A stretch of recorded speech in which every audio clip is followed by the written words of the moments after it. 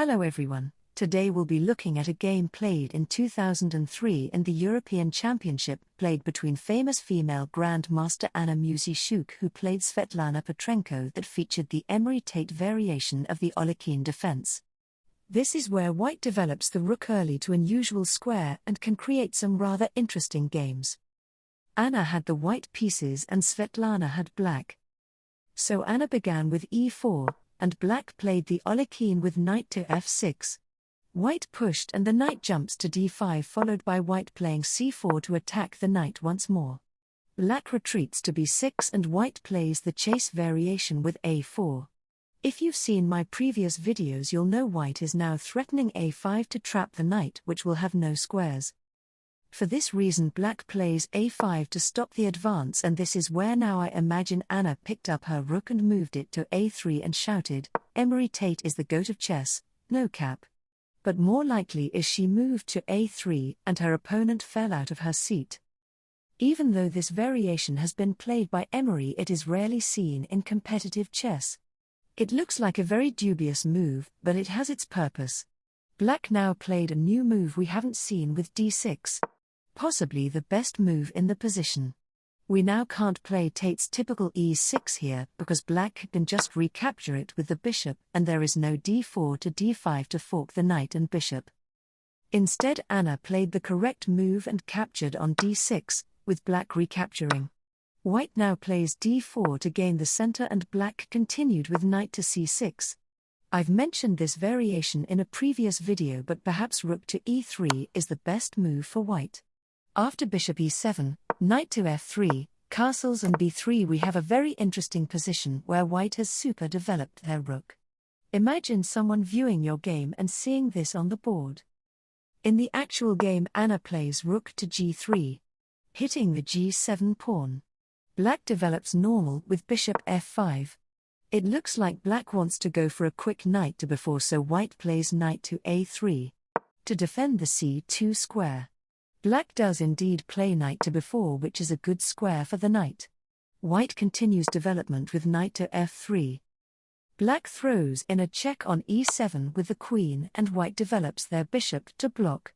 Black probably, though castling queenside looked a bit risky, so instead played g6 to give their dark squared bishop some room. White continued to develop with bishop to e3 and black also developed their bishop to g7. After this both sides castled kingside with a very even game. The only thing white has to be careful of are plans to play h5 and h4 and try to trap the unsurely placed rook. In the game Anna played bishop out to g5 and black moved their queen into the center on e4.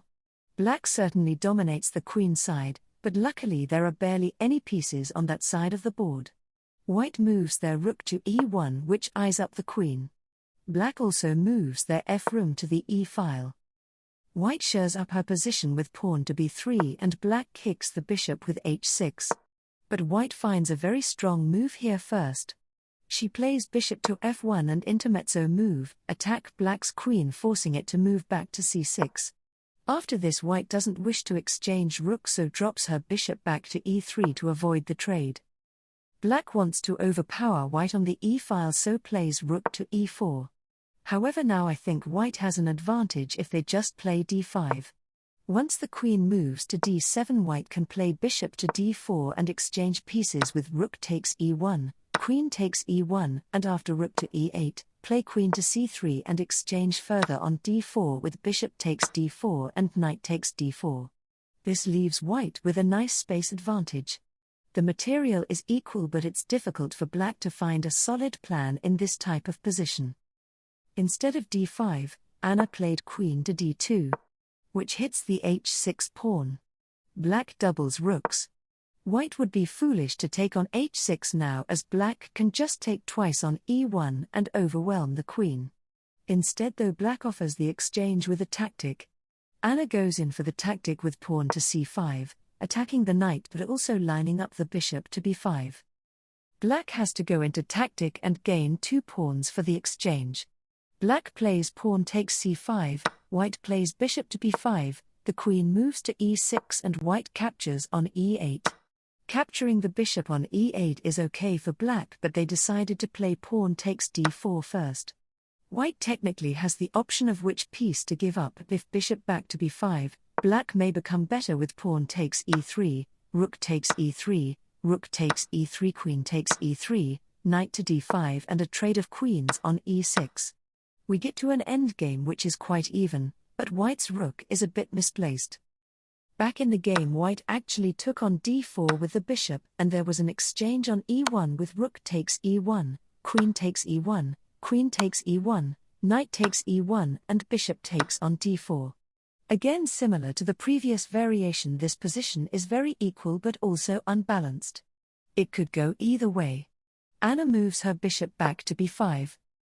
Black attacks with c6 and she now retreats it all the way back to f1. Black encroaches with knight to d5, and white centralizes a knight with knight to c4 hitting the pawn on a5. Black defends with b6 and white offers an exchange with knight to d3. An exchange would probably be very equal still for both sides, but black opted to win the position and so played pawn to h5. White now exchange a knight with knight takes b4 and black captured back with pawn takes b4. White played knight to d6 and black moved her bishop to c2. White attacked with rook to f3 and black pushed her pawn to f5. White played an interesting move with bishop to d3, cutting off her rook's protection of b3. Perhaps black could play bishop takes b3 here. We get into a wild position though after bishop takes f5. Bishop takes a4, bishop takes g6 and pawn to b3 trying to get a queen. However, white can draw with bishop to f7 check, king to h7 and rook to g3, threatening a mate in 2.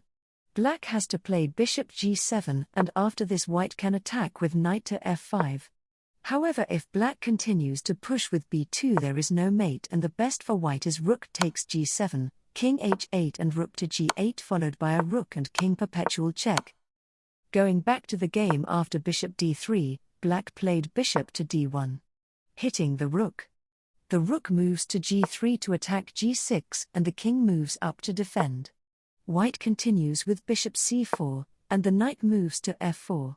White plays h4 to give the king a space and stop black playing h4 themselves. Black plays bishop to e2 and Anna moves her bishop to f7 to attack the g6 pawn twice. Black plays a very ambitious move here with bishop to a6 setting up knight to e2 with a fork. But now white finds a very precise move with rook to f3 to hit the knight. Black jumps their knight to e2 and white bravely steps their king into the line of fire on f1. There are no discovered tricks though. Black tries with knight to g3 but white's king is now just walking up into the center of the board and all of a sudden white is winning. The king moves to e1 and the knight has to move back to e2. White forces a trade with bishop c4, forcing black to capture and white recaptures with the knight. The black knight is attacked so moves to c3 and now white is in the driving seat. White finally places their rook on an open file with rook to d3 and the bishop goes back to c5, the only square where it can safely protect b6. But another pawn is loose, knight to e4 hits the c6 pawn and it's not defendable. Black tried knight to e4 to counter but white just plays f3 forcing the knight to f6. White takes on c6 and now is just a clear exchange up. Black goes king g7, white jumps to e5, black moves to e8 and white plays knight to d7 to attack the bishop and pawn. Black has to keep the bishop on to have any hope of saving the game so goes to e7. However, white takes on b6, allowing black to also take on h4, but after king e2, bishop g3 and a5, the pawn looks unstoppable. Black tries with knight to c7. But white's rook is dominant in these positions. Rook to d7 check is played. King goes to f8, and white centralizes her knight with knight to d5 and attacks c7 twice. Black moves to a6 with her knight but after rook to a7, black resigns the game. Why does she resign? Well, after knight to c5 for instance, white can just go a6 and there is no stopping the pawn. Let's say knight takes b3, white can play took to a8, and after king f7 just play a7 and white will promote her pawn very soon. Overall, this was a closely fought contest. Anna clearly wanted to surprise her opponent with the Tate variation and grinded out a victory in the end game.